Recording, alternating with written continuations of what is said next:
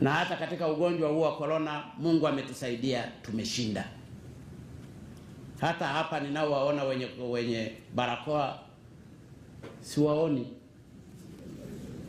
Hii ni kudhihirisha kwamba Tanzania tuko salama.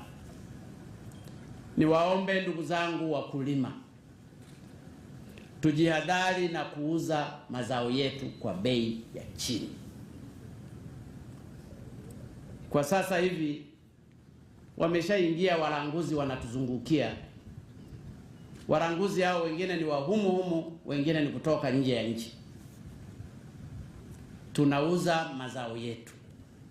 Niwaombe wananchi na wakulima, inawezekana mwaka huu au mwaka unaokuja usiwe mzuri sana.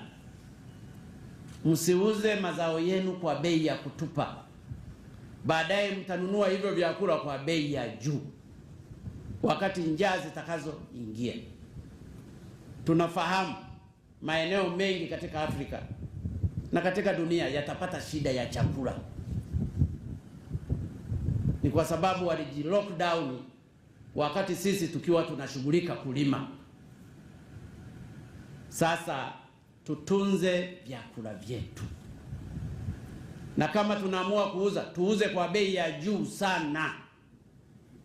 Watwangeni kweli, nasema watwangeni sana. Well, still on the Tanzania